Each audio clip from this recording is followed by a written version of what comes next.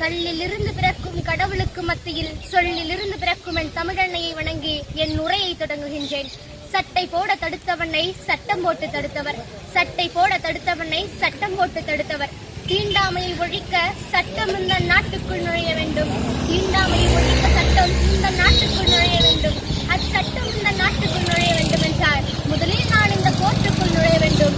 நான் இந்த கோர்ட்டுக்குள் நுழைய வேண்டும் என்றால் முதலில் இந்த கோர்ட்டுக்குள் நுழைய வேண்டும் என்று உணர்த்தியவர் தான் நம்முடைய அம்பேத்கர் அவர்கள். அம்பேத்கர் அவர்கள் தன்னுடைய பள்ளி பருவத்திலே பல சாதி இன்னல்களுக்கு உள்ளானார்.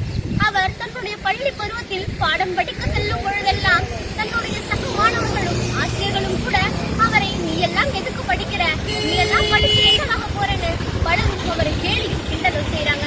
இதனை கேட்ட நம்முடைய அம்பேத்கர் அவர்கள் மனமுடைந்து அழுது கொண்டே தன்னுடைய வீட்டிற்கு செல்லும் பொழுது ஒரு ஆசிரியர் மட்டும் அவரை அழைத்து, நீ அழுதா இங்க எதுவும் மாறாது, நீ படிச்சா இங்க எல்லாம் மாறும் என்று சொல்றாரு.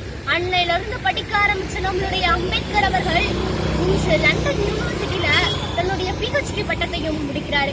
அதே லண்டன்ல சில ஆண்டுகள் கழித்து வட்டமேசை மாநாடு நடக்குது. அந்த வட்டமேசை மாநாட்டுல ஒடுக்கப்பட்ட மக்களுக்காக ஒரு குரல் ஒலிக்குது. இந்த சமுதாயம் எனக்கு சட்டம் போட்டாங்க, ஆனா இன்றைக்கு இந்திய சமூகமே என்னுடைய சட்டம் தான் பேசும் என்று சொன்னவர் தான் நம்மளுடைய அம்பேத்கர் அவர்கள். நம்முடைய அம்பேத்கர் என்னுடைய சிலையை உடைக்க காரணம் என் சிலைக்கும் உயிர் இருப்பதை அவர்கள் நினைக்கிறார்கள். என் சிலையின் பீடத்தை கூட தவிர்க்க காரணம் என் சிலையின் பீடத்திற்கு உயிர்களை உயிர்ப்பிக்கும் சக்தி இருப்பதை அவர்கள் நினைக்கிறார்கள். என் சிலையின் தலையை நீ உடை, உனக்கு உடைக்கும் உரிமையையும் பெற்று தந்தது நானே. என் சிலையை உடைத்த பின் நீ உள்ளே சென்றால் வெளியே பெற உதவும் சட்டமும் என்னாலே இயற்றப்பட்டது. நீ மண் என்றது மனு தர்மம், நீ மனிதன் என சட்டம் செய்தவன் நான். நீ காலில் பிறந்தவன் என்றது மனு தர்மம், நீ சாதிக்க பிறந்தவன் என்றவன் நான். கல்லும் கம்பும் கடப்பாறையும் தாங்கிய கைகள் பேனா பிடிக்கட்டும் என்கின்றார் நம்முடைய அம்பேத்கர் அவர்கள். அம்பேத்கர் சொல்கின்றார், தன்னை உயர்ந்த சாதியாகவும் மற்றொருவரை தாழ்ந்த சாதியாகவும் கருதுபவன் மனநோயாளி. தன்னை உயர்ந்த சாதியாகவும் மற்றொருவரை தாழ்ந்த